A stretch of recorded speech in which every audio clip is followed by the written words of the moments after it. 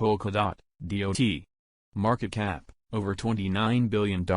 Cryptographic forms of money might utilize quite a few blockchains, Polkadot, and its namesake crypto means to incorporate them by making a digital currency network that associates the different blockchains so they can cooperate.